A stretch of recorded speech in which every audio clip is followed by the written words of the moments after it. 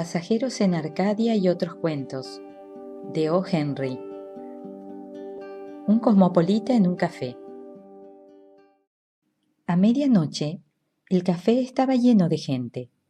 Por casualidad, mi mesa había pasado inadvertida a los que llegaban, y dos de sus sillas desocupadas tendían los brazos con venal hospitalidad a la avalancha de clientes. Entonces, un cosmopolita ocupó una de ellas, y eso me alegró porque yo sustentaba la teoría de que desde los tiempos de Adán no había existido un auténtico ciudadano del mundo. Oímos hablar de ellos y vemos rótulos extranjeros sobre muchos equipajes, pero encontramos viajeros en vez de cosmopolitas. Le ruego al lector que evoque la escena, que se imagine las mesas con tapas de mármol, la hilera de asientos tapizados de cuero adosados a la pared, la jovial concurrencia, las damas luciendo sus vestidos de media gala y hablando en coro exquisito y conspicuo de gusto, de economía, opulencia o arte, los garzones solícitos y afectos a las propinas, la música que satisfacía sabiamente a todos con sus incursiones en el coto de los compositores, la melange de conversaciones y risas, y, si se quiere, el Würzburger en los altos vasos cónicos que se inclinaban hacia nuestros labios como una cereza madura que se balancea en su rama hacia el pico de un grajo ladrón. Un escultor de Mosch-Chank me dijo que la escena era auténticamente parisiense. Mi cosmopolita se llamaba E. Rushmore Coglan y se oirá hablar de él desde el próximo verano en Coney Island, donde establecerá, según me informó, una nueva atracción al ofrecer un espléndido pasatiempo. Su conversación viajó por paralelos y meridianos. Tomó en sus manos la gran esfera del mundo, por así decirlo, con familiaridad, despreciativamente. Aquel mundo no parecía más grande que la semilla de una cereza al marrasquino en un pomelo de menú. Habló irrespetuosamente del Ecuador, saltó de un continente a otro, se burló de los países, barrió con su servilleta los tempestuosos mares. Con un sencillo gesto, aludió a cierto mercado de Hyderabad. Vamos, ahora lo paseaba a uno sobre esquíes por Laponia, sus, y ahora lo hacía viajar sobre los rompientes con los canacas en Kealaekajiki. Presto, lo arrastraba luego por un pantano de Arkansas, le permitía secarse durante un momento sobre las alcalinas planicies de su hacienda de Idaho y lo hacía girar vertiginosamente con los archiduques vieneses. Un instante más y le hablaba de un resfrío que había pescado en Chicago con la brisa de un lago y de cómo la vieja escamilla lo había curado en un país sudamericano con una infusión caliente de chuchula. Uno podía haberle escrito una carta dirigida a E. Rushmore Coglan, la Tierra, Sistema Solar, Universo, y echarla al correo con la plena seguridad de que le sería entregada. Me convencí de que había hallado finalmente al único cosmopolita auténtico que había existido desde los tiempos de Adán, y escuché aquella perorata ecuménica temiendo hallar en ella la nota local de un simple trotamundos. Pero sus opiniones nunca denotaban la menor vacilación ni el más leve tropiezo. Era tan imparcial con las ciudades, los países y los continentes como los vientos o la gravedad. Y mientras E. Rushmore Coglan chachareaba sobre este pequeño planeta, yo pensaba con gozo en un gran hombre casi cosmopolita que escribió para el mundo entero y se consagró a Bombay. En un poema pudo decir que hay orgullo y rivalidad entre las ciudades de la tierra y que los hombres engendrados por ellas viajan de aquí para allá, pero se aferran al ruedo de sus ciudades como un niño al vestido de su madre. Y siempre que van por las ruidosas calles desconocidas, recuerdan a su ciudad natal muy fiel, tonta, cariñosa, haciendo de su apenas murmurado nombre su vínculo. Y me alegró haber sorprendido dormido a Mr. Kipling. Aquí yo había encontrado un hombre que no estaba hecho de polvo, un hombre que no se jactaba, con mezquinos alardes, de su terruño país, y que si se jactara, se referiría al mundo entero. Se vanagloriaría de todo su redondo globo terráqueo ante los marcianos y los selenitas. E. Rushmore Coglan se expresó con la violencia de un torrente desde la tercera esquina de nuestra mesa, mientras me describía la topografía de las tierras junto al ferrocarril transiberiano. La orquesta se deslizó hacia un popurrí. La melodía final era Dixie, canción muy popular en el sur de los Estados Unidos desde la Guerra de Secesión, y cuando surgieron con exaltación sus notas, casi las ahogaron los grandes aplausos que partieron de todas las mesas. Vale la pena notar que esta sorprendente escena puede ser presenciada todas las noches en muchos cafés de Nueva York. Se han consumido toneladas de cervezas mientras se discutían teorías capaces de explicarla. Algunos plantearon presurosamente la conjetura de que todos los sureños de la ciudad se lanzan a los cafés al anochecer. Este aplauso para la melodía rebelde en una ciudad norteña desconcierta un poco, pero no es insoluble.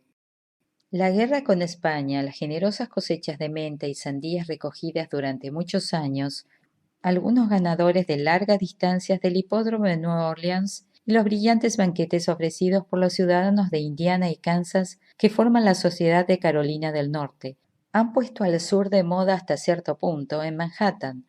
La manicura nos dirá ceseando que nuestro índice le recuerda tanto al de un caballero de Richmond, Virginia. Oh, es claro, pero muchas damas tienen que trabajar ahora. La guerra, como usted comprenderá.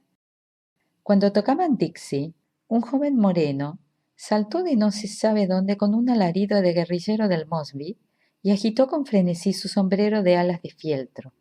Luego cruzó presurosamente el humo, se dejó caer sobre la silla desocupada de nuestra mesa y sacó cigarrillos. La velada había llegado al período en que la reserva se disipa. Uno de nosotros pidió 3 Würzburger al camarero. El joven moreno rubricó su inclusión con una sonrisa y un movimiento de cabeza. Me apresuré a formularle una pregunta porque quería comprobar una teoría que tenía. ¿Tendría inconveniente en decirme si usted es de...? Empecé. El puño de E. Rushmore Coglan se descargó ruidosamente sobre la mesa y me obligó a callar con el estrépito. Discúlpeme, dijo, pero se trata de una pregunta que no me gusta oír. ¿Qué importa de dónde proviene un hombre? ¿Es justo juzgarlo por su residencia? He visto nativos de Kentucky que aborrecían el whisky, virginianos que no descendían de Pocahontas, gente de Indiana que no había escrito una sola novela, mexicanos que no usaban pantalones de pana con monedas de plata cosidas en las costuras, ingleses divertidos, yanquis pródigos, sureños aplomados, occidentales de mentalidad estrecha y neoyorquinos demasiado atareados para detenerse una hora en la calle y observar cómo un empleado manco de un almacenero acondiciona vallas en bolsitas de papel. Deje usted que un hombre sea un hombre y no le cause dificultades colgándole el rótulo de una región. Perdóneme, dije, pero mi curiosidad no era vana. Conozco el sur, y cuando la banda toca Dixie, me gusta observar. He llegado a creer que el hombre que aplaude esa melodía con especial violencia y evidente lealtad localista es invariablemente un nativo de Secaucus, Nueva Jersey, o del distrito neoyorquino que se halla entre el Murray Hill Lyceum y el río Harlem. Me disponía a poner a prueba mi opinión preguntándoselo a este caballero cuando usted me interrumpió con su teoría. Más amplia, claro, lo reconozco. Entonces, el joven moreno me habló y fue evidente que su mente se movía también siguiendo su propia red de surcos. Me gustaría ser una pervinca en la cumbre de un valle y canturrear, dijo misteriosamente. Esto era, sin lugar a dudas, demasiado oscuro, y por lo tanto me volví de nuevo hacia Cockland. He dado la vuelta al mundo 12 veces, dijo. Conozco a un esquimal de Upernavik que se hace mandar corbatas de Cincinnati y a un cabrerizo del Uruguay que ganó un premio en un concurso de acertijos de Battle Creek. Pago el alquiler por una habitación en el Cairo y por otra en Yokohama durante todo el año. Me esperan unas pantuflas en una casa de té de Shanghái y no necesito indicar cómo me gusta que me cocinen los huevos en Río de Janeiro o en Seattle. Este viejo mundo es diminuto. ¿De qué sirve que nos jactemos de ser del norte o del sur, o de la antigua casa solariega en el vallecito, o de la avenida Euclid de Cleveland, o de Pikes Peak, o del distrito de Fairfax, Virginia, o de Hooligan's Flats, o de cualquier otro sitio? El mundo será mejor cuando dejemos de babearnos por alguna ciudad enmohecida, o por 4 hectáreas de pantanos por el solo hecho de que hayamos nacido allí. Por lo visto, Usted es un cosmopolitano de verdad, dije con admiración, pero también parece que desacredita el patriotismo. Es una reliquia de la edad de piedra, declaró Cockland con vehemencia. Todos somos hermanos, los chinos, los ingleses, los zulúes, los patagones y la gente que vive en la curva del río Cau. Algún día, todo ese mezquino orgullo que sentimos ante nuestra ciudad o provincia o región o país desaparecerá y todos seremos ciudadanos del mundo, como deberíamos serlo. Pero mientras usted vagabundea por países remotos, insistí, ¿no vuelven sus pensamientos a algún sitio querido y... a ninguno? Interrumpió Rushmont Coglan con desparpajo. Mi morada es el fragmento de materia globular, planetario y levemente achatado en los polos, que se conoce con el nombre de Tierra. Me he encontrado en el extranjero con muchos restringidos ciudadanos de este país. He visto a hombres de Chicago que viajaban en una góndola veneciana en una noche de luna y se jactaban de los desagües de su ciudad. He visto a un sureño que al ser presentado al rey de Inglaterra le comunicó sin parpadear siquiera que su tía abuela por la rama materna estaba emparentada por vía matrimonial con los Perkins de Charleston. Conocí a un neoyorquino a quien secuestraron para pedir rescate a unos bandidos del Afganistán. Su familia mandó el dinero y él volvió a Kabul con el apoderado. El Afganistán no es tan tonto, ¿no le parece? Le preguntaron los nativos por intermedio de un intérprete. Oh, no lo sé, respondió él, y comenzó a hablarles de un cochero de la Sexta Avenida y Broadway. Esas ideas no me convencen. No estoy ligado a nada que no tenga 12.000 kilómetros de diámetro. Llámeme simplemente E. Rushmore Cockland, ciudadano de la esfera terrestre.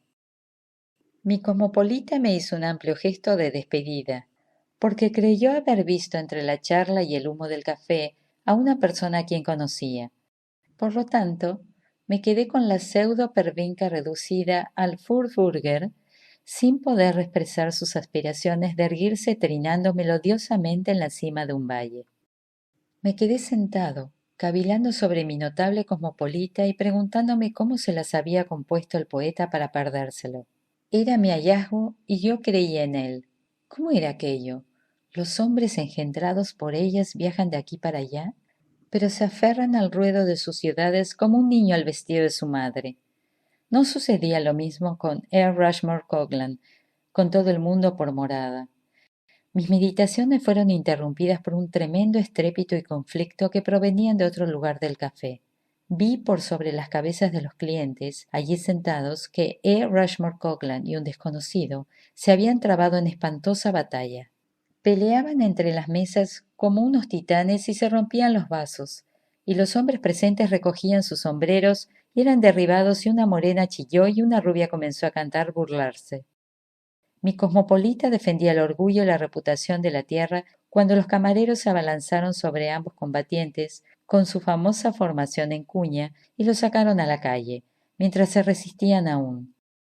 Llamé a McCarthy, uno de los garzón franceses, y le pregunté cuál era la causa del conflicto. El garzón declaró: el hombre de la corbata roja, mi cosmopolita, se enfureció por las cosas que le dijo el otro individuo sobre las pésimas aceras y el detestable suministro de agua de su lugar natal. Pero si ese hombre es un ciudadano al mundo, un cosmopolita, dije, perplejo. Él es nativo de Mattawamkeag, estado de Maine, según manifestó, continuó McCarthy, y no iba a permitir que hablasen mal de su aldea. The 4 Million, 1906.